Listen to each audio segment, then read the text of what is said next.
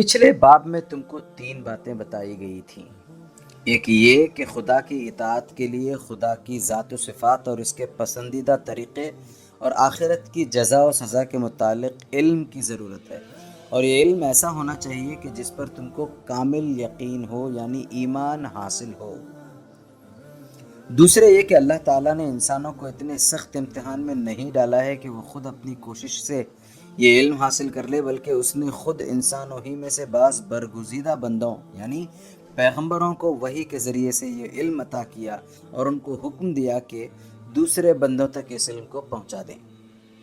تیسرے یہ کہ عام انسانوں پر اب صرف اتنی ذمہ داری ہے کہ وہ خدا کے سچے پیغمبروں کو پہچانیں۔ جب ان کو معلوم ہو جائے کہ فلاں شخص حقیقت میں خدا کا سچا پیغمبر ہے، تو ان کا فرض ہے کہ جو کچھ وہ تعلیم دے اس پر ایمان لے آئیں، اور جو کچھ وہ حکم دے اس کو تسلیم کریں، اور جس طریقے پر وہ چلے اس کی پیروی کریں۔ اب سب سے پہلے ہم تمہیں بتانا چاہتے ہیں کہ پیغمبر کی حقیقت کیا ہے اور پیغمبروں کو پہچاننے کی صورت کیا ہے۔ پیغمبری کی حقیقت۔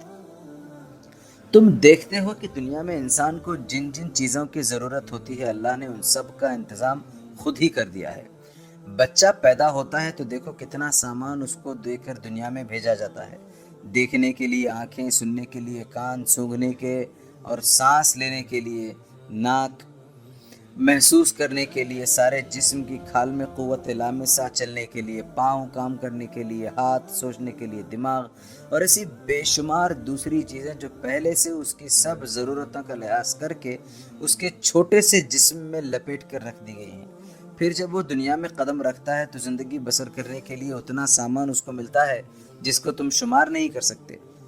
ہوا ہے، روشنی ہے، حرارت ہے، پانی ہے، زمین ہے، ماں کے سینے میں پہلے سے دودھ موجود ہے، ماں اور باپ اور عزیزوں حتیٰ کہ غیروں کے دلوں میں بھی اس کے محبت اور شفقت پیدا کر دی گئی ہے، جس سے اس کو پالا پوسا جاتا ہے۔ پھر جتنا جتنا وہ بڑھتا جاتا ہے اس کی ضرورتوں کو پورا کرنے کے لیے ہر قسم کا سامان اس کو ملتا جاتا ہے، اور ایسا معلوم ہوتا ہے کہ گویا زمین و آسمان کی ساری قوتیں اس کی پرورش اور خدمت ہی کے لیے کام کر رہی ہیں۔ اس کے بعد اور آگے بڑھو، دنیا میں کام کرنے کے لیے جتنی قابلیتوں کی ضرورت ہے وہ سب انسان کو دی گئی ہیں۔ جسمانی قوت، عقل، سمجھ بوجھ، گویائی اور ایسی ہی بہت سی قابلیتیں تھوڑی یا بہت ہر انسان میں موجود ہیں، لیکن یہاں اللہ نے عجیب انتظام کیا ہے، ساری قابلیتیں سب کو یکساں نہیں دیں۔ اگر ایسا ہوتا تو کوئی کسی کا محتاج نہ ہوتا، نہ کسی کی کوئی پرواہ کرتا۔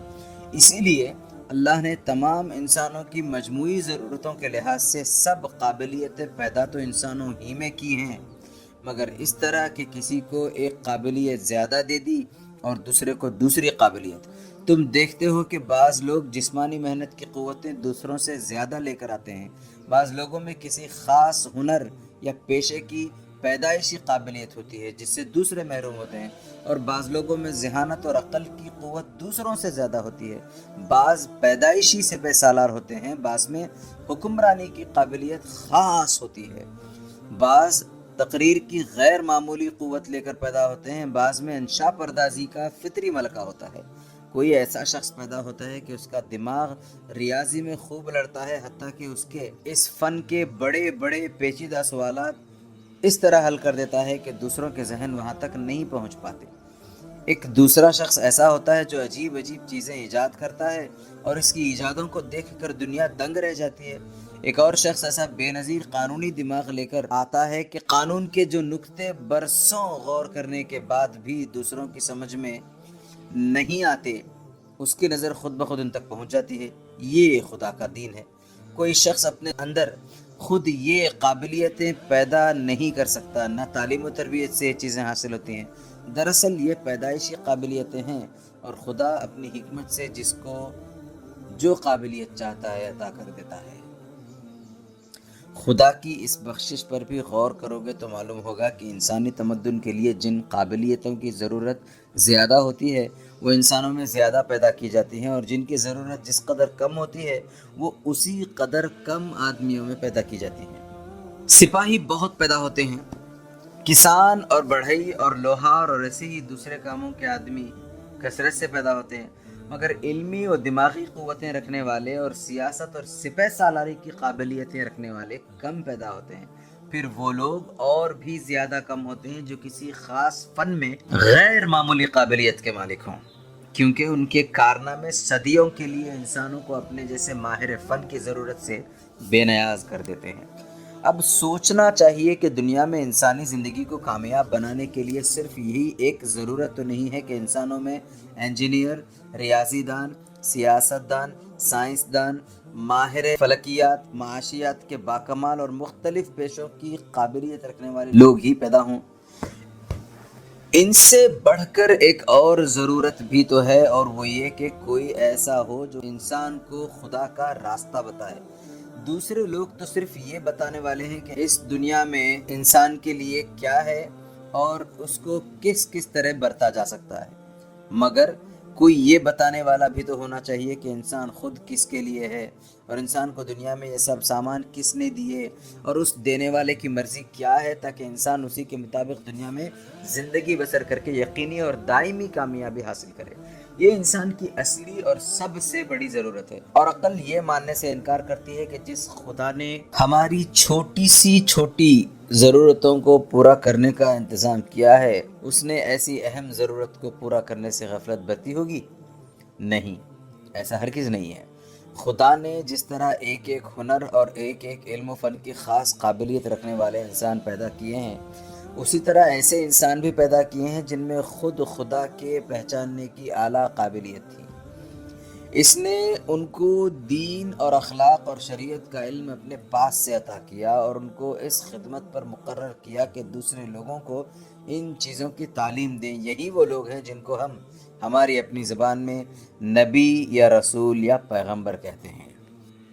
پیغمبر کی پہچان: جس طرح دوسرے علوم و فنون کے باکمال لوگ ایک خاص قسم کا ذہن اور ایک خاص قسم کی طبیعت لے کر پیدا ہوتے ہیں، اسی طرح پیغمبر بھی ایک خاص قسم کی طبیعت لے کر آتے ہیں۔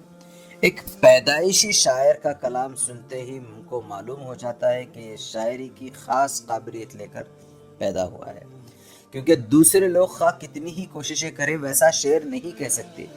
اس طرح ایک پیدائشی مقرر، ایک پیدائشی انشا پرداز، ایک پیدائشی موجد، ایک پیدائشی لیڈر بھی اپنے کارناموں سے صاف پہچان لیا جاتا ہے، کیونکہ ان میں سے ہر ایک اپنے کام میں غیر معمولی قابلیت کا اظہار کرتا ہے جو دوسروں میں نہیں ہوتی۔ ایسا ہی حال پیغمبر کا بھی ہے۔ اس کے ذہن میں وہ باتیں آتی ہیں جو دوسرے لوگوں کے وہم و گمان میں بھی نہیں ہوتی۔ وہ ایسے مضامین بیان کرتا ہے جو اس کے سوا کوئی دوسرا انسان بیان نہیں کر سکتا۔ اس کی نظر ایسی باریک باتوں تک خود بخود پہنچ جاتی ہے جن تک دوسروں کے نظر برسوں کے غور و فکر کے بعد بھی نہیں پہنچتی۔ وہ جو کچھ کہتا ہے ہماری عقل اس کو قبول کرتی ہے، ہمارا دل گواہی دیتا ہے کہ ضرور ایسا ہی ہونا چاہیے۔ دنیا کے تجربات اور کائنات کے مشاہدوں سے اس کی ایک ایک بات سچی ثابت ہوتی ہے، لیکن اگر ہم خود ویسی بات کہنا چاہیں تو نہیں کہہ سکتے۔ پھر اس کی طبیعت ایسی پاکیزہ ہوتی ہے کہ وہ ہر معاملے میں سچا، سیدھا اور شریفانہ طریقہ اختیار کرتا ہے۔ وہ کبھی کوئی غلط بات نہیں کرتا، کوئی برا کام نہیں کرتا، ہمیشہ نیکی اور صداقت کی تعلیم دیتا ہے، اور جو کچھ دوسروں سے کہتا ہے اس پر خود عمل کر کے دکھاتا ہے۔ اس کی زندگی میں کوئی ایسی مثال نہیں ملتی کہ وہ جو کچھ کہے اس کے خلاف بھی عمل کرے۔ اس کے قول یا عمل میں کوئی ذاتی غرض نہیں ہوتی۔ وہ دوسروں کے بھلے کی خاطر خود نقصان اٹھاتا ہے اور اپنے بھلے کے لیے کسی کا نقصان نہیں کرتا۔ اس کی ساری زندگی سچائی، شرافت، پاک طینتی، بلند خیالی اور اعلیٰ درجے کی انسانیت کا نمونہ ہوتی ہے، جس میں ڈھونڈنے سے بھی کوئی عیب نظر نہیں آتا۔ انہی چیزوں کی طرف دیکھ کر صاف پہچان لیا جاتا ہے کہ یہ شخص خدا کا سچا پیغمبر ہے۔ پیغمبر کی اطاعت: جب یہ معلوم ہو جائے کہ فلاں شخص خدا کا سچا پیغمبر ہے تو اس کی بات ماننا، اس کی اطاعت کرنا، اس کے طریقے کی پیروی کرنا ضروری ہے۔ یہ بات بالکل خلاف عقل ہے کہ تم ایک شخص کو پیغمبر بھی تسلیم کرو اور پھر بھی اس کی بات نہ مانو، اس لیے کہ پیغمبر تسلیم کرنے کے معنی یہ ہے کہ تم نے مان لیا ہے کہ وہ جو کچھ کہہ رہا ہے خدا کی طرف سے کہہ رہا ہے، اور وہ جو کچھ کر رہا ہے خدا کی مرضی کے مطابق کر رہا ہے۔ اب تم جو کچھ اس کے خلاف کہو گے یا کرو گے وہ خدا کے خلاف ہوگا، اور جو بات خدا کے خلاف ہو وہ کبھی حق نہیں ہو سکتی۔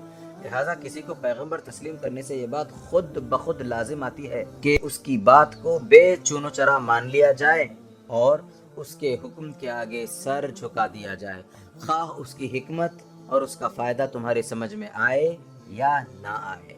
جو بات پیغمبر کی طرف سے ہے اس کا پیغمبر کی طرف سے ہونا ہی اس بات کی دلیل ہے کہ وہ سچی ہے اور تمام مصلحتیں اور حکمتیں اس میں موجود ہیں۔ اگر تمہاری سمجھ میں کسی بات کی مصلحت نہیں آتی تو اس کے معنی یہ نہیں ہے کہ اس بات میں کوئی خرابی ہے، بلکہ اس کے معنی یہ ہے کہ خود تمہاری سمجھ میں خرابی ہے۔ جو شخص کسی فن کا ماہر نہیں ہے، ظاہر وہ کسی فن کی باریکیوں کو نہیں سمجھ سکتا، لیکن وہ کتنا بے وقوف ہوگا اگر وہ ماہر فن کی بات کو محض اس وجہ سے نہ مانے کہ اس کی سمجھ میں وہ بات نہ آتی ہو۔ دیکھو، دنیا کے ہر کام میں اس کے ماہر کی ضرورت ہوتی ہے، اور ماہر کی طرف رجوع کرنے کے بعد اس پر پورا بھروسہ کیا جاتا ہے اور اس کے کام میں دخل نہیں دیا جاتا، کیونکہ سب لوگ سب کاموں کے ماہر نہیں ہو سکتے اور نہ دنیا بھر کی تمام چیزوں کو سمجھ سکتے ہیں۔ تمہیں اپنی تمام عقل اور ہوشیاری صرف اس بات میں صرف کرنی چاہیے کہ ایک بہترین ماہر فن کو تلاش کرو۔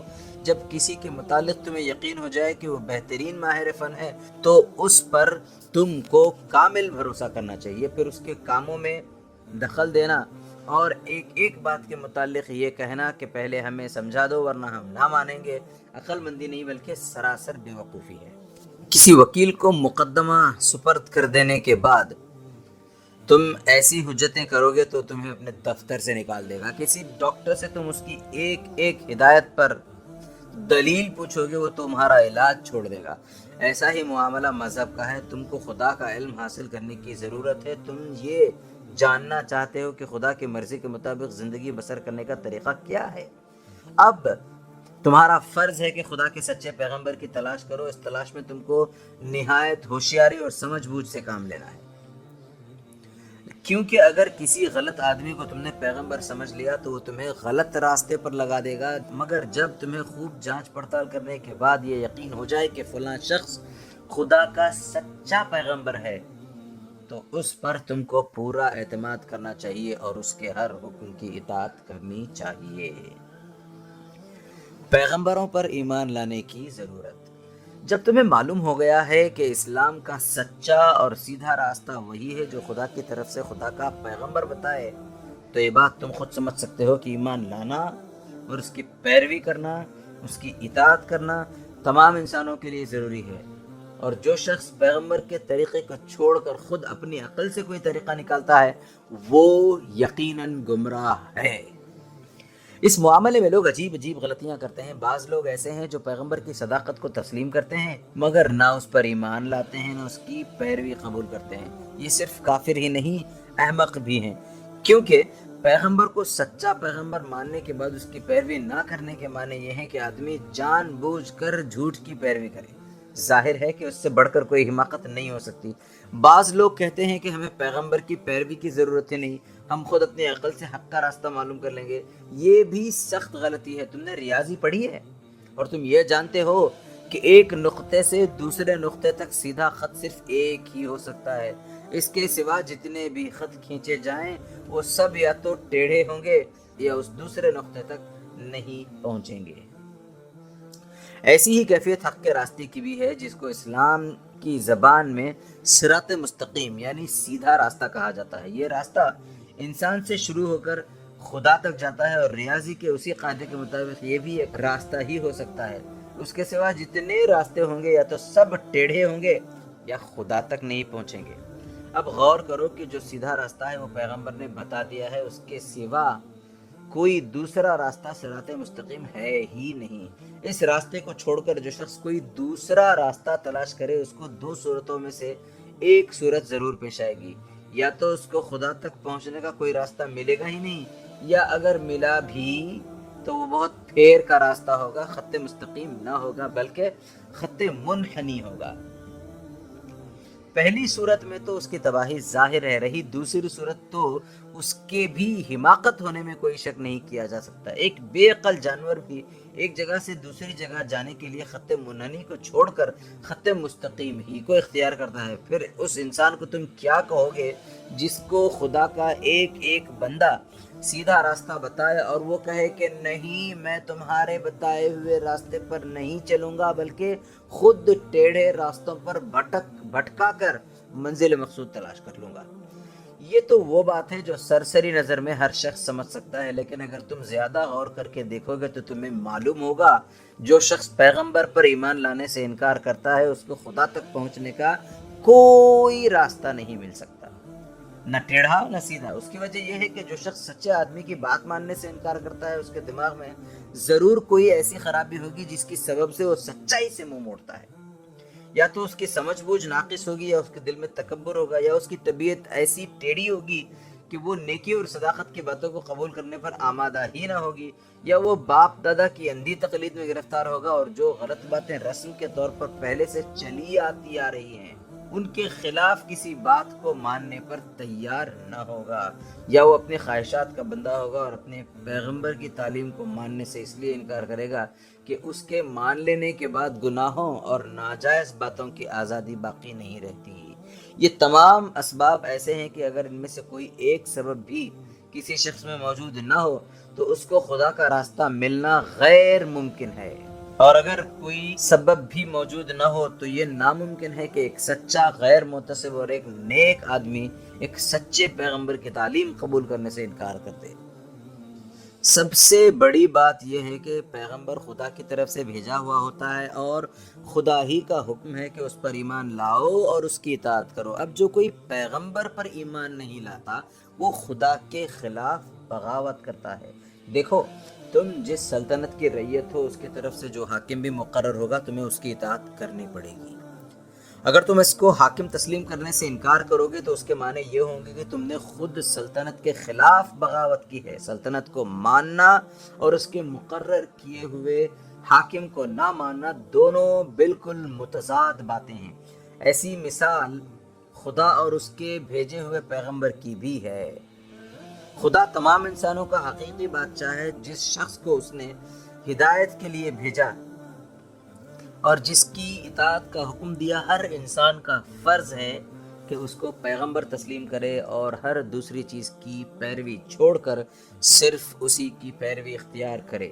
اس سے منہ موڑنے والا بہرحال کافر ہے، خواہ وہ خدا کو مانتا ہو یا نہ مانتا ہو۔ پیغمبر کی مختصر تاریخ۔ اب ہم تم کو بتاتے ہیں کہ نوع انسانی میں پیغمبری کا سلسلہ کس طرح شروع ہوا اور کس طرح ترقی کرتے کرتے ایک آخری اور سب سے بڑے پیغمبر پر ختم ہوا۔ تم نے سنا ہوگا کہ اللہ تعالیٰ نے سب سے پہلے ایک انسان کو پیدا کیا، پھر اسی انسان کا اس سے جوڑا پیدا کیا گیا اور اس جوڑے کی نسل چلائی گئی جو بے شمار صدیوں میں پھیلتے پھیلتے تمام روئے زمین پر چھا گئی۔ دنیا میں جتنے انسان بھی پیدا ہوئے ہیں وہ سب اسی ایک جوڑے کی اولاد ہیں۔ تمام قوموں کی مذہبی اور تاریخی روایات متفق ہیں کہ نوع انسانی کی ابتدا ایک ہی انسان سے ہوئی ہے۔ سائنس کی تحقیقات سے بھی ثابت ہوا کہ زمین کے مختلف حصوں میں الگ الگ انسان بنائے گئے ہیں، بلکہ سائنس کے اکثر علماء بھی یہی قیاس کرتے ہیں کہ پہلے ایک ہی انسان پیدا ہوا ہوگا اور انسان کی موجودہ نسل دنیا میں جہاں کہیں بھی پائی جاتی ہے اسی ایک شخص کی اولاد ہے۔ ہماری زبان میں اس پہلے انسان کو آدم کہتے ہیں، اسی سے لفظ نکلا ہے آدمی جو انسان کا ہم معنی ہے۔ اللہ تعالیٰ نے سب سے پہلا پیغمبر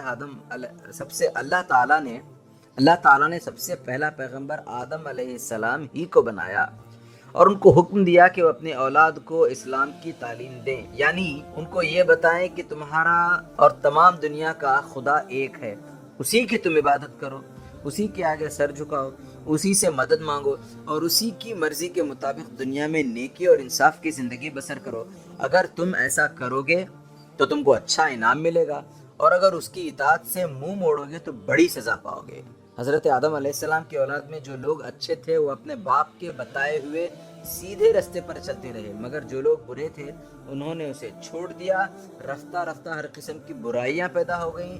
کسی نے سورج اور چاند اور تاروں کو پوجنا شروع کیا، کسی نے درختوں اور جانوروں اور دریاؤں کی پرستش شروع کر دی، کسی نے خیال کیا کہ ہوا اور پانی اور آگ اور بیماری اور تندرستی اور قدرت کی دوسری نعمتوں اور قوتوں کے خدا الگ الگ ہیں، ہر ایک کی پرستش کرنی چاہیے تاکہ سب خوش ہو کر ہم پر مہربان ہوں۔ اسی طرح جہالت کی وجہ سے شرک اور بت پرستی کی بہت سی صورتیں پیدا ہو گئیں جن سے بیسیوں مذہب نکل آئے۔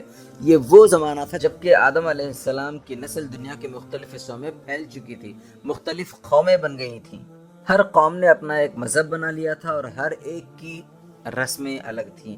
خدا کو بھولنے کے ساتھ لوگ اس قانون کو بھی بھول گئے تھے جو آدم علیہ السلام نے اپنی اولاد کو سکھایا تھا۔ لوگوں نے خود اپنی خواہشات کی پیروی شروع کر دی، ہر قسم کی بری رسمیں پیدا ہو گئیں، ہر قسم کے جاہلانہ خیالات پھیل گئے، اچھے اور برے کی تمیز میں غلطیاں کی گئیں، بہت سی بری چیزیں اچھی سمجھ لی گئیں اور بہت سی اچھی چیزوں کو برا ٹھہرا لیا گیا۔ اب اللہ تعالیٰ نے ہر قوم میں پیغمبر بھیجنے شروع کیے جو لوگوں کو اسی اسلام کی تعلیم دینے لگے جس اسلام کی تعلیم اول آدم علیہ السلام نے انسانوں کو دی تھی۔ ان پیغمبروں نے اپنی اپنی قوموں کو بھولا ہوا سبق یاد دلایا، انہیں ایک خدا کی پرستش سکھلائی، شرک اور بت پرستی سے روکا، جاہلانہ رسموں کو توڑا، خدا کی مرضی کے مطابق زندگی بسر کرنے کا طریقہ بتایا اور صحیح قانون بتا کر ان کی پیروی کی ہدایت کی۔ ہندوستان، چین، عراق، ایران، مصر، افریقہ، یورپ، الغرض دنیا کا کوئی ملک ایسا نہیں ہے جہاں خدا کی طرف سے اس کے سچے پیغمبر نہ آئے ہوں۔ ان سب کا مذہب ایک ہی تھا اور وہ یہی مذہب تھا جس کو ہم اپنی زبان میں اسلام کہتے ہیں۔ البتہ تعلیم کے طریقے اور زندگی کے قوانین ذرا مختلف تھے۔ ہر قوم میں جس قسم کی جہالت پھیلی ہوئی تھی اسی کو دور کرنے پر زور دیا گیا۔ جس قسم کے خیالات رائج تھے انہی کی اصلاح پر توجہ زیادہ صرف کی گئی۔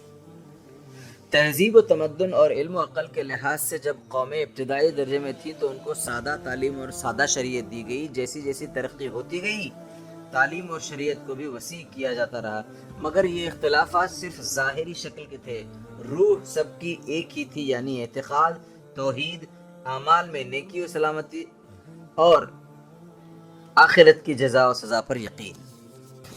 پیغمبروں کے ساتھ بھی انسان نے عجیب معاملہ کیا۔ پہلے تو ان کو تکلیفیں دی گئیں، کی ہدایات کو ماننے سے انکار کیا گیا، کسی کو وطن سے نکالا گیا تو کسی کو قتل کیا گیا، کسی کو عمر بھر کی تعلیم و تلقین سے 5-10 پیرو میسر ہو سکے، مگر خدا کے یہ برگزیدہ بندے برابر اپنا کام کیے چلے گئے، یہاں تک کہ ان کی تعلیمات نے اثر کیا اور بڑی بڑی قومیں ان کی پیرو بن گئیں۔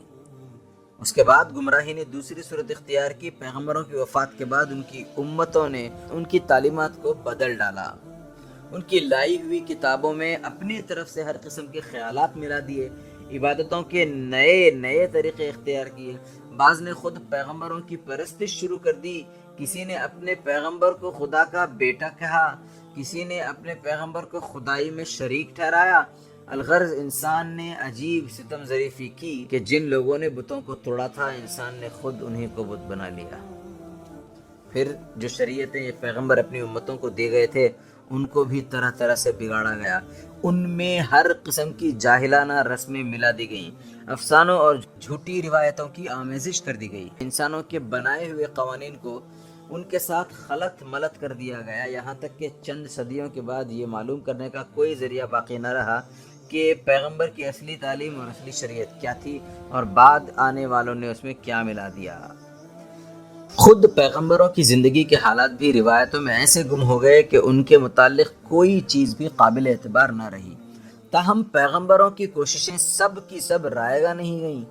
تمام ملاوٹوں کے باوجود کچھ نہ کچھ اصلی صداقت ہر قوم میں باقی رہ گئی۔ خدا کا خیال اور آخرت کی زندگی کا خیال کسی نہ کسی صورت تمام قوموں کے اندر پھیل گیا۔ نیکی اور صداقت اور اخلاق کے چند اصول عام طور پر دنیا میں تسلیم کر لیے گئے اور تمام قوموں کے پیغمبروں نے الگ الگ ایک ایک قوم کو اس حد تک تیار کر دیا کہ دنیا میں ایک ایسے مذہب کی تعلیم پھیلائی جا سکے جو بلا امتیاز ساری نوع انسانی کا مذہب ہو۔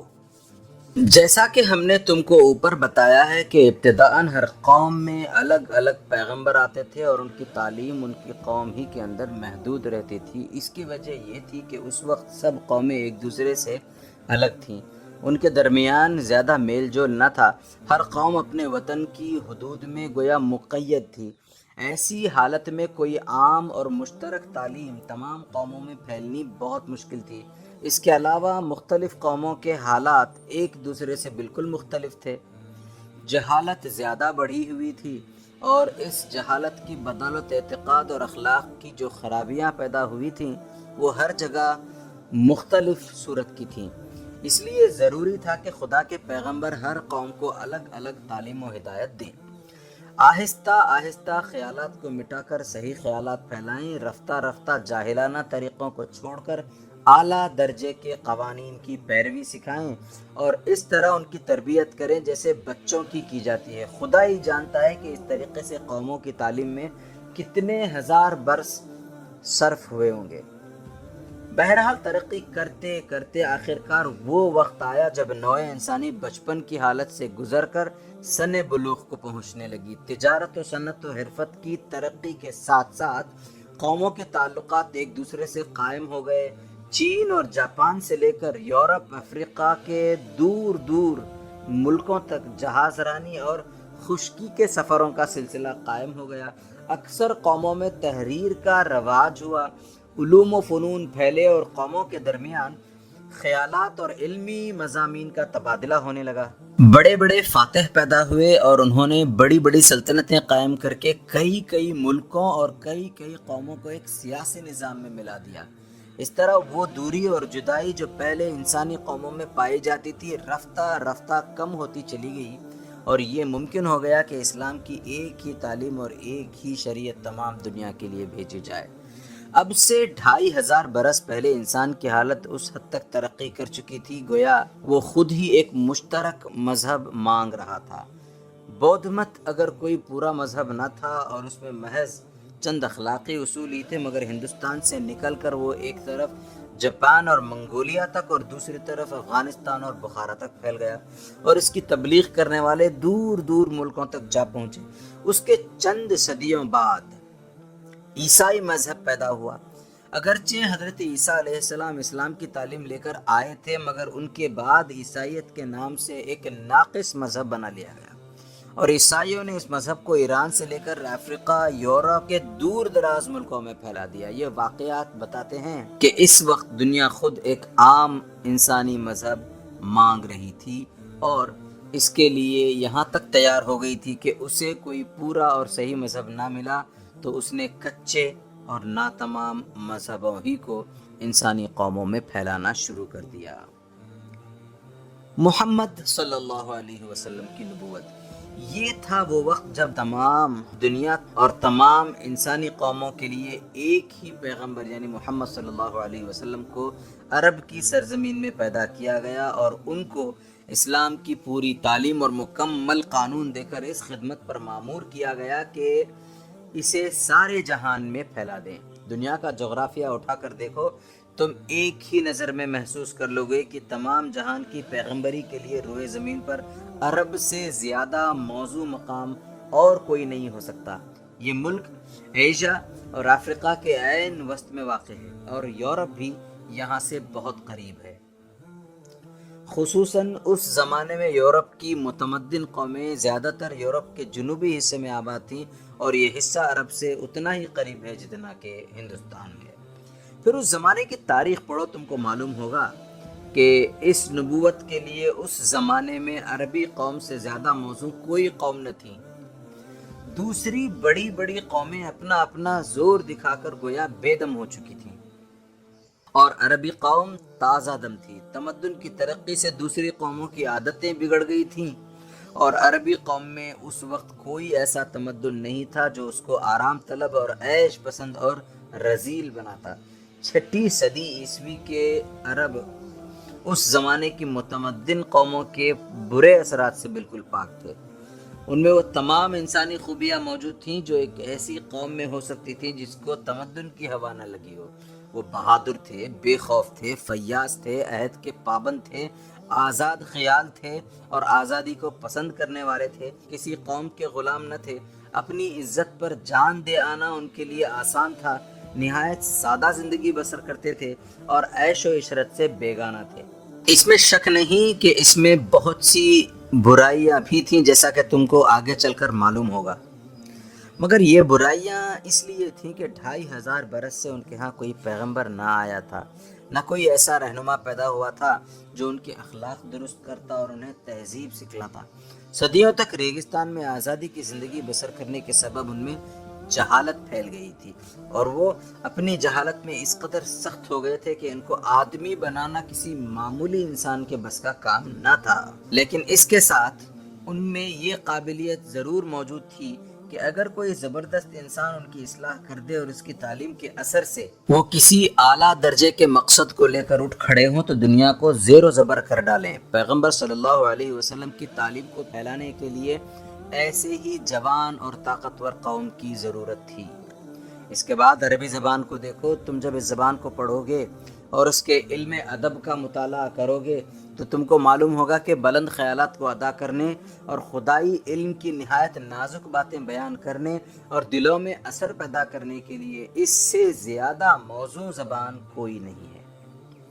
اس زبان کے مختصر جملوں میں بڑے بڑے مضامین عطا ہو جاتے ہیں اور پھر ان میں ایسا زور ہوتا ہے کہ دلوں میں تیر و نشتر کی طرح اثر کرتے ہیں۔ ایسی شیرینی ہوتی ہے کہ کانوں میں رس پڑتا معلوم ہوتا ہے، ایسا نغمہ ہوتا ہے کہ آدمی بے اختیار جھومنے لگتا ہے۔ قرآن جیسی کتاب کے لیے ایسی ہی زبان کی ضرورت تھی۔ بس اللہ تعالیٰ کی یہ بہت بڑی حکمت تھی کہ اس نے تمام جہان کی پیغمبری کے لیے عرب کے مقام کو منتخب کیا۔ آؤ اب ہم تمہیں بتاتے ہیں کہ جس ذات مبارک کو اس کام کے لیے پسند کیا گیا وہ کیسی بے نظیر تھی۔ نبوت محمدی صلی اللہ علیہ وسلم کا ثبوت۔ ذرا 1400 برس پیچھے پلٹ کر دیکھو، دنیا میں نہ تارے برقی تھی، نہ ٹیلی فون تھے، نہ ریل تھی، نہ چھاپے خانے تھے، نہ اخبار اور رسالے شائع ہوتے تھے، نہ کتابیں چھپتی تھیں، نہ سفر اور سیاحت کی وہ آسانیاں تھیں جو آج کل پائی جاتی ہیں۔ ایک ملک سے دوسرے ملک تک جانے میں مہینوں کی مسافت طے کرنی پڑتی تھی۔ ان حالات میں دنیا کے درمیان عرب کا ملک سب سے الگ تھلگ پڑا ہوا تھا۔ اس کے ارد گرد ایران، روم اور مصر جیسے ملک تھے جن میں کچھ علوم و فنون کا چرچا تھا، مگر ریت کے بڑے بڑے سمندروں نے عرب کو ان سے جدا کر رکھا تھا۔ عرب سوداگر اونٹوں پر مہینوں کی راہ طے کر کے ان ملکوں کی تجارت کے لیے جاتے تھے، مگر یہ تعلق صرف مال کی خرید و فروخت کی حد تک تھا۔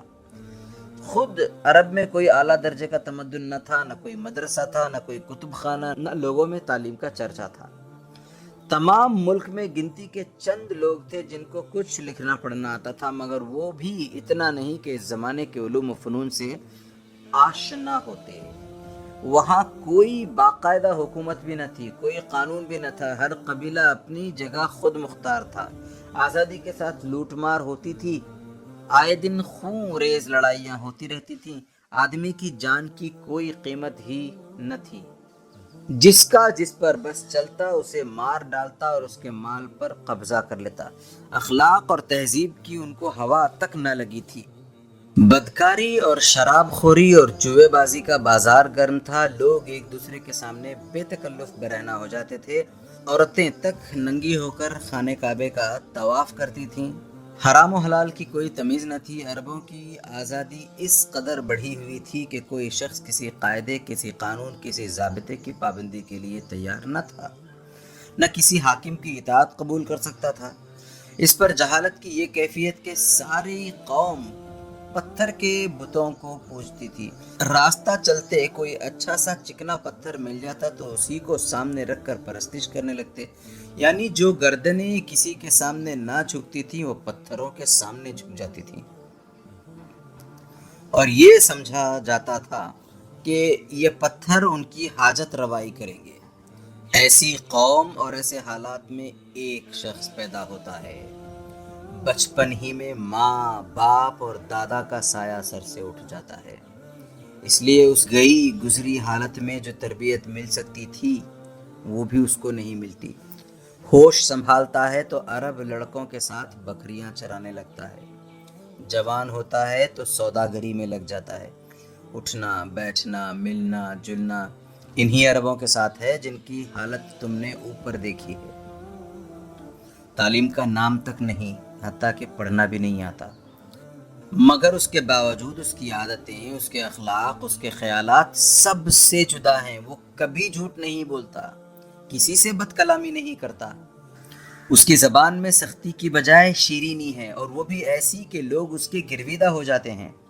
وہ کسی کا ایک پیسہ بھی ناجائز طریقے سے نہیں لیتا۔ اس کی ایمانداری کا حال یہ ہے کہ لوگ اپنے قیمتی مال اس کے پاس حفاظت کے لیے رکھواتے ہیں، اور وہ ہر ایک کے مال کی حفاظت اپنی جان کی طرح کرتا ہے۔ ساری قوم اس کی دیانت پر بھروسہ کرتی ہے اور اسے امین کے نام سے پکارتی ہے۔ اس کی شرم و حیا کا یہ حال ہے کہ بدتمیز اور گندے لوگوں میں پلنے اور رہنے کے باوجود ہر بدتمیزی اور ہر گندگی سے نفرت کرتا ہے، اور اس کے ہر کام میں صفائی اور ستھرائی پائی جاتی ہے۔ اس کے خیالات اتنے پاکیزہ ہیں کہ اپنی قوم کو لوٹ مار اور خون ریزی کرتے دیکھ کر اس کا دل دکھتا ہے، اور وہ لڑائیوں کے موقع پر صلح صفائی کرنے کی کوشش کرتا ہے۔ دل ایسا نرم ہے کہ ہر ایک کے دکھ درد میں شریک ہوتا ہے، یتیموں اور بیواؤں کی مدد کرتا ہے، بھوکوں کو کھانا کھلاتا ہے، مسافروں کی میزبانی کرتا ہے، کسی کو اس سے دکھ نہیں پہنچتا، اور وہ خود دوسروں کی خاطر دکھ اٹھاتا ہے۔ پھر عقل ایسی صحیح کہ بت پرستوں کی اس قوم میں رہ کر بھی وہ بتوں سے نفرت کرتا ہے، کبھی کسی مخلوق کے آگے سر نہیں جھکاتا۔ اس کے اندر سے خود بخود آواز آتی ہے کہ زمین و آسمان میں جتنی چیزیں نظر آتی ہیں ان میں سے کوئی پوجنے کے لائق نہیں۔ اس کا دل آپ سے آپ کہتا ہے کہ خدا تو ایک ہی ہو سکتا ہے اور ایک ہی ہے۔ اس جاہل قوم میں یہ شخص ایسا ممتاز نظر آتا ہے گویا یہ پتھروں کے ڈھیر میں ایک ہیرا چمک رہا ہے، یا گھٹا ٹوپ اندھیرے میں ایک شمع روشن ہے۔ 40 برس کے قریب اس طرح پاک صاف اور اعلیٰ درجے کی شریفانہ زندگی بسر کرنے کے بعد یہ شخص اس تاریکی سے جو اس کے چاروں طرف پھیلی ہوئی تھی گھبرا اٹھتا ہے۔ جہالت، بد اخلاقی، بد کرداری، بد نظمی اور شرک و بت پرستی کا یہ ہولناک سمندر جو اس کو گھیرے ہوئے تھا، اس سے وہ نکل جانا چاہتا ہے، کیونکہ یہاں کوئی چیز بھی اس کی طبیعت کے مناسب نہیں۔ آخر وہ آبادی سے دور ایک پہاڑ کے غار میں جا جا کر تنہائی اور سکون کے عالم میں کئی دن گزارنے لگتا ہے، فاقے کر کر کے اپنے روح اور اپنے دل و دماغ کو اور زیادہ پاک و صاف کرتا ہے، سوچتا ہے، غور و فکر کرتا ہے، اور کوئی روشنی ڈھونڈتا ہے جس سے وہ اس چاروں طرف پھیلی تاریکی کو دور کر سکے۔ ایسی قوت و طاقت حاصل کرنا چاہتا ہے جس سے وہ اس بگڑی ہوئی دنیا کو توڑ پھوڑ کر پھر سے سنوار دے۔ یکایک اس کی حالت میں ایک عظیم الشان تغیر رونما ہوتا ہے، ایک دم سے اس کے دل میں وہ روشنی آ جاتی ہے جس کو اس کی فطرت مانگ رہی تھی۔ اچانک اس کے اندر وہ طاقت بھر جاتی ہے جس کا ظہور اس سے پہلے نہ ہوا تھا۔ وہ غار کی تنہائی سے نکل آتا ہے، اپنی قوم کے پاس آتا ہے، اس سے کہتا ہے کہ یہ بت کسی کام کے نہیں، انہیں چھوڑ دو۔ یہ زمین، یہ چاند، یہ سورج، یہ تارے، یہ زمین و آسمان کی ساری قوتیں ایک خدا کے مخلوق ہیں۔ وہی تمہارا پیدا کرنے والا ہے، وہی رزق دینے والا ہے، وہی مارنے اور جلانے والا ہے۔ سب کو چھوڑ کر اسی کو پوجو، سب کو چھوڑ کر اسی سے اپنی حاجتیں طلب کرو۔ یہ چوری، یہ لوٹ مار، یہ شراب خوری، یہ جوا، یہ بدکاریاں جو تم کرتے ہو سب گناہ ہیں، انہیں چھوڑ دو، خدا انہیں پسند نہیں کرتا۔ سچ بولو، انصاف کرو، نہ کسی کی جان لو، نہ کسی کا مال چھینو، جو کچھ لو حق کے ساتھ لو، اور جو کچھ دو حق کے ساتھ دو۔ تم سب انسان ہو اور انسان سب برابر ہیں۔ بزرگی اور شرافت انسان کے نسل اور نسب میں نہیں، رنگ روپ اور مال و دولت میں نہیں، خدا پرستی، نیکی اور پاکیزگی میں ہے۔ جو شخص خدا سے ڈرتا ہے اور نیک اور پاک ہے وہی اعلیٰ درجے کا انسان ہے، اور جو ایسا نہیں ہے وہ کچھ بھی نہیں ہے۔ مرنے کے بعد تم سب کو اپنے خدا کے پاس حاضر ہونا ہے۔ اس عادل حقیقی کے ہاں کوئی سفارش کام نہیں آئے گی، نہ رشوت چلے گی، نہ کسی کا نسب پوچھا جائے گا۔ وہاں صرف ایمان اور نیک عمل کی پوچھ ہوگی۔ جس کے پاس یہ سامان ہوگا وہ جنت میں جائے گا، اور جس کے پاس ان میں سے کچھ نہ ہوگا وہ نامراد دوزخ میں ڈالا جائے گا۔ جاہل قوم نے اس نیک انسان کو محض اس قصور میں ستانا شروع کیا کہ وہ ایسی باتوں کو برا کیوں کہتا ہے جو باپ دادا کے وقتوں سے چلی آ رہی ہیں، اور ان باتوں کی تعلیم کیوں دیتا ہے جو بزرگوں کے طریقے کے خلاف ہیں۔ اسی قصور پر انہوں نے اسے گالیاں دیں، پتھر مارے، اس کے لیے جینا مشکل کر دیا، اس کے قتل کی سازشیں کی۔ ایک دن دو دن نہیں، اکٹھے 13 برس تک سخت سے سخت ظلم توڑے، یہاں تک کہ اسے وطن چھوڑنے پر مجبور کر دیا، اور پھر وطن سے نکال کر بھی دم نہ لیا۔ جہاں اس نے پناہ لی تھی وہاں بھی کئی برس اس کو پریشان کرتے رہے۔ یہ سب تکلیفیں اس نیک انسان نے کس لیے اٹھائیں؟ صرف اس لیے کہ وہ اپنی قوم کو سیدھا راستہ بتانا چاہتا تھا۔ اس کی قوم اسے بادشاہی دینے کے لیے تیار تھی، دولت کے ڈھیر اس کے قدموں میں ڈالنے پر آمادہ تھی، بشرطے کہ وہ اپنی اس تعلیم سے باز آ جائے۔ مگر اس نے سب چیزوں کو ٹھکرا دیا اور اپنی بات پر قائم رہا۔ کیا اس سے بڑھ کر نیک دلی اور صداقت تمہارے خیال میں آ سکتی ہے کہ کوئی شخص اپنے کسی فائدے کے خاطر نہیں، محض دوسروں کے بھلے کی خاطر تکلیفیں اٹھائے؟ وہی لوگ جن کے فائدے کے لیے وہ کوشش کر رہا ہے اس کو پتھر مارتے ہیں اور وہ ان کے لیے دعائے خیر کرتا ہے۔ انسان تو کیا، فرشتے بھی اس کی نیکی پر قربان جائیں۔ پھر دیکھو، جب یہ شخص اپنے غار سے یہ تعلیم لے کر نکلا تو اس میں کتنا بڑا انقلاب ہوا۔ اب جو کلام وہ سنا رہا تھا وہ ایسا فصیح و بلیغ تھا کہ کسی نے نہ اس سے پہلے ایسا کلام کہا نہ اس کے بعد کوئی کہہ سکا۔ عرب والوں کو اپنی شاعری، اپنی خطابت، اپنی فصاحت پر بڑا ناز تھا۔ اس نے عربوں سے کہا کہ تم ایک ہی صورت اس کلام کے مانند بنا لاؤ، مگر سب کی گردنیں عاجزی سے جھک گئیں۔ حد یہ ہے کہ خود اس شخص کی اپنی بول چال اور تقریر کی زبان بھی اتنی اعلیٰ درجے کی نہ تھی جتنی اس خاص کلام کی تھی۔ چنانچہ آج بھی جب ہم اس کی دوسری تقریروں کا مقابلہ اس کلام سے کرتے ہیں تو دونوں میں نمایاں فرق محسوس ہوتا ہے۔ اس نے اس ان پڑھ صحرا نشین انسان نے حکمت اور دانائی کی ایسی باتیں کہنی شروع کی کہ نہ اس سے پہلے کسی انسان نے کہی تھی، نہ اس کے بعد آج تک کوئی کہہ سکا، نہ 40 برس کی عمر سے پہلے خود اس کی زبان سے وہ کبھی سنی گئی تھی۔ اس امی صلی اللہ علیہ وسلم نے اخلاق، معاشرت، معیشت، سیاست اور انسانی زندگی کے تمام معاملات کے متعلق ایسے قانون بنائے کہ بڑے بڑے عالم اور عاقل برسوں کے غور و خوض اور ساری عمر کے تجربات کے بعد بمشکل ان کی حکمتوں کو سمجھ سکتے ہیں، اور دنیا کے تجربات جتنے بڑھتے جاتے ہیں ان کی حکمتیں زیادہ کھلتی جاتی ہیں۔ 1400 برس سے زیادہ مدت گزر چکی ہے مگر آج بھی اس کے بنائے ہوئے قانون میں کسی ترمیم کی گنجائش نظر نہیں آتی۔ دنیا کے قانون ہزاروں مرتبہ بنے اور بگڑے، ہر آزمائش میں ناکام ہوئے اور ہر بار ان میں ترمیم کرنی پڑی، مگر اس صحرا نشین امی صلی اللہ علیہ وسلم نے تنے تنہا بغیر کسی دوسرے انسان کی مدد کے جو قانون بنا دیے ان کی کوئی ایک دفعہ بھی ایسی نہیں ہے جو اپنی جگہ سے ہٹا لی جا سکتی ہو۔ اس نے 23 برس کی مدت میں اپنے اخلاق، اپنی نیکی اور شرافت اور اپنی اعلیٰ تعلیم کے زور سے اپنے دشمنوں کو دوست بنا لیا، اپنے مخالفوں کو موافق بنا لیا۔ بڑی بڑی طاقتیں اس کے مقابلے میں اٹھیں اور آخرکار شکست کھا کر اس کے قدموں میں آ رہی۔ اس نے جب فتح پائی تو کسی دشمن سے بدلہ نہ لیا، کسی پر سختی نہ کی۔ جنہوں نے اس کے حقیقی چچا کو قتل کیا اور اس کا کلیجہ نکال کر چبا گئے ان کو بھی فتح پا کر اس نے بخش دیا۔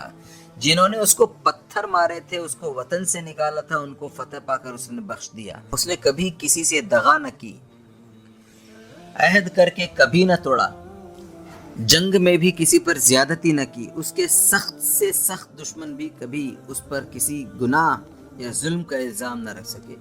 یہی نیکی تھی جس نے بالآخر تمام عرب کا دل موہ لیا۔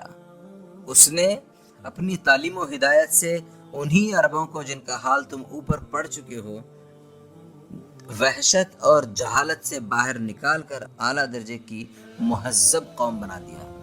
جو عرب کسی قانون کی پابندی پر تیار نہ تھے ان کو اس نے ایسا پابند قانون بنا دیا کہ دنیا کی تاریخ میں کوئی قوم ایسی پابند قانون نظر نہیں آتی۔ جو عرب کسی کی اطاعت پر آمادہ نہ تھے اس نے ان کو عظیم الشان سلطنت کا تابع بنا دیا۔ جن لوگوں کو اخلاق کی ہوا تک نہ لگی تھی ان کے اخلاق ایسے پاکیزہ بنا دیے کہ آج ان کے حالات پڑھ کر دنیا دنگ رہ جاتی ہے۔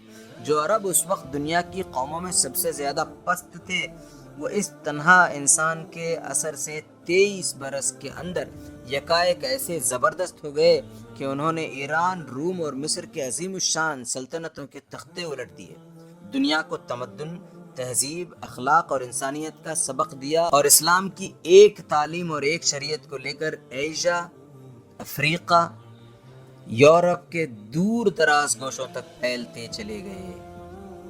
یہ تو وہ اثرات ہیں جو عرب قوم پر ہوئے۔ اس سے زیادہ حیرت انگیز اثرات اس امی صلی اللہ علیہ وسلم کی تعلیم سے تمام دنیا پر ہوئے۔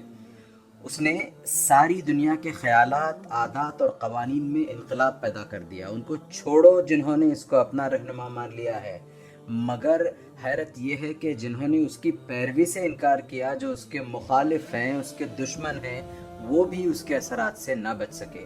دنیا توحید کا سبق بھول گئی تھی، اس نے یہ سبق پھر سے یاد دلایا اور اتنے زور کے ساتھ اس کا سور پھونکا کہ آج بت پرستوں اور مشرکوں کے مذہب بھی توحید کا دعویٰ کرنے پر مجبور ہو گئے۔ اس نے اخلاق کی ایسی زبردست تعلیم دی کہ اس کے بنائے ہوئے اصول تمام دنیا کے اخلاقیات میں پھیل گئے اور پھیلتے چلے جا رہے ہیں۔ اس نے قانون اور سیاست اور تہذیب و معاشرت کے جو اصول بتائے وہ ایسے پکے اور سچے اصول تھے کہ مخالفوں نے بھی چپ کے ان کی خوشہ چینی شروع کر دی اور آج تک کیے جا رہے ہیں۔ جیسا کہ تم کو اوپر بتایا جا چکا ہے، یہ شخص ایک جاہل قوم اور ایک نہایت تاریک ملک میں پیدا ہوا تھا۔ 40 برس کی عمر تک گلا بانی اور سوداگری کے سوا اس نے کوئی کام نہ کیا تھا۔ کسی قسم کی تعلیم و تربیت بھی اس نے نہ پائی تھی، مگر غور کرو 40 برس کی عمر کو پہنچنے کے بعد کہاں سے اس کے اندر یکایک اتنے کمالات جمع ہو گئے، کہاں سے اس کے پاس ایسا علم آ گیا، کہاں سے اس میں یہ طاقت پیدا ہو گئی۔ ایک اکیلا انسان ہے اور ایک ہی وقت میں بے نظیر سپہ سالار بھی ہے، ایک اعلیٰ درجے کا جج بھی ہے، ایک زبردست مقنن بھی ہے، ایک بے مثال فلسفر بھی ہے، ایک لاجواب مصلح اخلاق و تمدن بھی ہے، ایک حیرت انگیز ماہر سیاست بھی ہے۔ پھر اتنی مصروفیتوں کے باوجود وہ راتوں کو گھنٹوں اپنے خدا کی عبادت بھی کرتا ہے، اپنے بیوی بچوں کے حقوق بھی ادا کرتا ہے، غریبوں اور مصیبت زدوں کی خدمت بھی کرتا ہے۔ ایک بڑے ملک کی بادشاہی مل جانے پر بھی وہ ایک فقیر کی سی زندگی بسر کرتا ہے، بوریے پر سوتا ہے، موٹا جھوٹا پہنتا ہے، غریبوں کی سی غذا کھاتا ہے، بلکہ کبھی کبھی فاقے کی نوبت بھی آ جاتی ہے۔ یہ حیرت انگیز کمالات دکھا کر اگر وہ کہتا ہے کہ میں انسان سے بالاتر ہستی ہوں، تب بھی کوئی اس کے دعوے کی تردید نہ کر سکتا تھا۔ مگر جانتے ہو اس نے کیا کہا؟ اس نے یہ نہیں کہا کہ یہ سب میرے اپنے کمالات ہیں، اس نے ہمیشہ یہی کہا کہ میرے پاس کچھ بھی اپنا نہیں ہے، سب کچھ خدا کا ہے اور خدا کی طرف سے ہے۔ میں نے جو کلام پیش کیا ہے جس کی نظیر لانے سے سب انسان عاجز ہیں، یہ میرا کلام نہیں ہے، نہ میرے دماغ کی قابلیت کا نتیجہ ہے، یہ خدا کا کلام ہے اور اس کی ساری تعریف اس خدا کے لیے ہے۔ میرے جتنے کام ہیں یہ بھی میری اپنی قابلیت سے نہیں ہے، محض خدا کی ہدایت سے ہیں۔ ادھر سے جو کچھ ارشاد ہوتا ہے میں وہی کرتا ہوں اور وہی کہتا ہوں۔ اب بتاؤ کہ ایسے سچے انسان کو خدا کا پیغمبر کیسے نہ مانا جائے؟ اس کے کمالات ایسے ہیں کہ تمام دنیا میں ابتدا سے لے کر آج تک ایک انسان بھی اس کے مانند نہیں ملتا، مگر اس کی سچائی ایسی ہے کہ وہ ان کمالات پر فخر نہیں کرتا، ان کی تعریف خود حاصل نہیں کرنا چاہتا، بلکہ جس نے یہ سب کچھ دیا ہے صاف صاف اسی کا حوالہ دیتا ہے۔ کیا وجہ ہے کہ ہم اس کی تصدیق نہ کریں؟ جب وہ خود اپنی خوبیوں کے متعلق کہتا ہے کہ یہ خدا کی دی ہوئی ہیں، تو ہم کیوں کہیں کہ نہیں یہ سب تیرے اپنے دماغ کی پیداوار ہیں؟ جھوٹا آدمی تو دوسروں کی خوبیوں کو بھی اپنی طرف منسوب کرنے کی کوشش کرتا ہے، مگر یہ شخص ان خوبیوں کو بھی اپنی طرف منسوب نہیں کرتا جنہیں وہ آسانی کے ساتھ اپنی خوبیاں کہہ سکتا تھا، جن کے حاصل ہونے کا ذریعہ کسی کو بھی معلوم نہیں ہو سکتا تھا، جن کی بنا پر اگر وہ انسان سے بالاتر ہونے کا دعویٰ بھی کرتا تو کوئی اس کی تردید نہ کر سکتا تھا۔ پھر بتاؤ کہ اس سے زیادہ سچا انسان کون ہوگا؟ دیکھو، یہ ہمارے سرکار، تمام جہان کے پیغمبر محمد مصطفیٰ صلی اللہ علیہ وسلم ہیں۔ ان کی پیغمبری کی دلیل خود ان کی سچائی ہے، ان کے عظیم الشان کارنامے، ان کے اخلاق، ان کی پاک زندگی کے واقعات سب تاریخوں سے ثابت ہیں۔ جو شخص صاف دل، حق پسندی اور انصاف کے ساتھ ان کو پڑھے گا، اس کا دل خود گواہی دے گا کہ وہ ضرور خدا کے پیغمبر ہیں۔ وہ کلام جو انہوں نے پیش کیا وہ یہی قرآن ہے جسے تم پڑھتے ہو۔ اس بے نظیر کتاب کو جو شخص بھی سمجھ کر کھلے دل سے پڑھے گا، اس کو اقرار کرنا پڑے گا کہ یہ ضرور خدا کی کتاب ہے، کوئی انسان ایسی کتاب تصنیف کر نہیں سکتا۔ ختم نبوت۔ اب تم کو جاننا چاہیے کہ اس زمانے میں اسلام کا سچا اور سیدھا راستہ معلوم کرنے کا کوئی ذریعہ محمد مصطفیٰ صلی اللہ علیہ وسلم کی تعلیم اور قرآن کے سوا نہیں ہے۔ محمد صلی اللہ علیہ وسلم تمام نوع انسانی کے لیے خدا کے پیغمبر ہیں، ان پر پیغمبری کا سلسلہ ختم کر دیا گیا۔ اللہ تعالیٰ انسان کو جس قدر ہدایت دینا چاہتا تھا وہ سب کی سب اس نے اپنے آخری پیغمبر کے ذریعے بھیج دی۔ اب جو شخص حق کا طالب ہو اور خدا کا مسلم بندہ بننا چاہتا ہو، اس پر لازم ہے کہ خدا کے آخری پیغمبر پر ایمان لائے، جو کچھ تعلیم انہوں نے دی ہے اس کو مانے، اور جو طریقہ انہوں نے بتایا ہے اس کی پیروی کرے۔ ختم نبوت پر دلائل۔ پیغمبری کی حقیقت ہم نے تم کو پہلے بتا دی ہے، اس کو سمجھنے اور اس پر غور کرنے سے تم کو خود معلوم ہو جائے گا کہ پیغمبر روز روز پیدا نہیں ہوتے، نہ یہ ضروری ہے کہ ہر قوم کے لیے ہر وقت ایک پیغمبر ہو۔ پیغمبر کی زندگی دراصل اس کی تعلیم و ہدایت کی زندگی ہے۔ جب تک اس کی تعلیم اور ہدایت زندہ ہے، اس وقت تک گویا وہ خود زندہ ہے۔ پچھلے پیغمبر مر گئے کیونکہ جو تعلیم انہوں نے دی تھی دنیا نے اس کو بدل ڈالا۔ جو کتابیں وہ لائے تھے ان میں سے ایک بھی آج اصلی صورت میں موجود نہیں ہے۔ خود ان کے پیرو بھی یہ دعویٰ نہیں کر سکتے کہ ہمارے پیغمبر کی دی ہوئی اصلی کتابیں موجود ہیں۔ انہوں نے اپنے پیغمبروں کی سیرتوں کو بھی بھلا دیا۔ پچھلے پیغمبروں میں سے ایک کے بھی صحیح اور معتبر حالات آج کہیں نہیں ملتے۔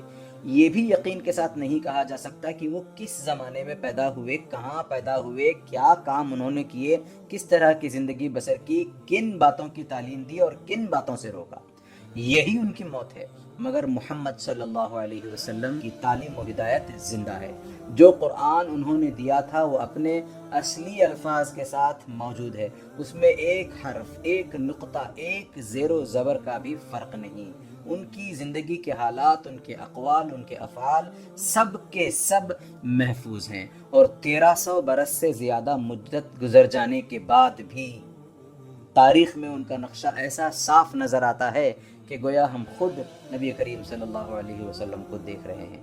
دنیا کے کسی شخص کی زندگی بھی اتنی محفوظ نہیں جتنی نبی کریم صلی اللہ علیہ وسلم کی زندگی محفوظ ہے۔ ہم اپنی زندگی کے ہر معاملے میں ہر وقت نبی کریم صلی اللہ علیہ وسلم کی زندگی سے سبق لے سکتے ہیں۔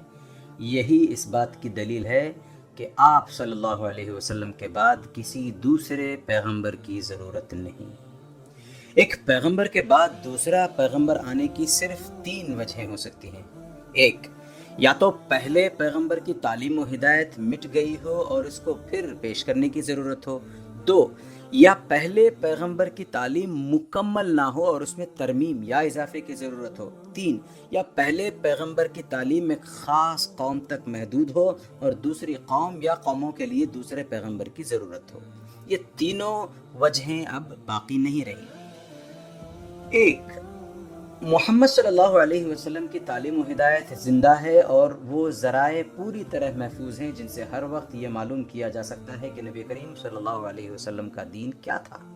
کیا ہدایت لے کر آپ صلی اللہ علیہ وسلم آئے تھے، کس طریقے زندگی کو آپ صلی اللہ علیہ وسلم نے رائج کیا، اور کن طریقوں کو آپ صلی اللہ علیہ وسلم نے مٹانے اور بند کرنے کی کوشش فرمائی۔ بس جبکہ آپ کی تعلیم و ہدایت مٹی ہی نہیں تو اس کو از سر نو پیش کرنے کے لیے کسی نبی کے آنے کی ضرورت بالکل نہیں ہے۔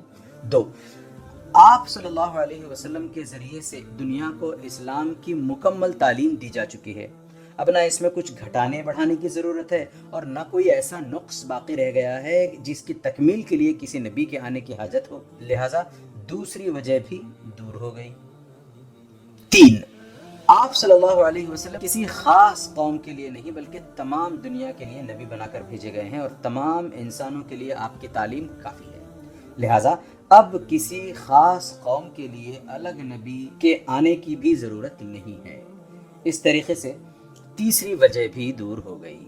اسی بنا پر آپ صلی اللہ علیہ وسلم کو خاتم النبیین کہا گیا ہے، یعنی سلسلہ نبوت کو ختم کر دینے والا۔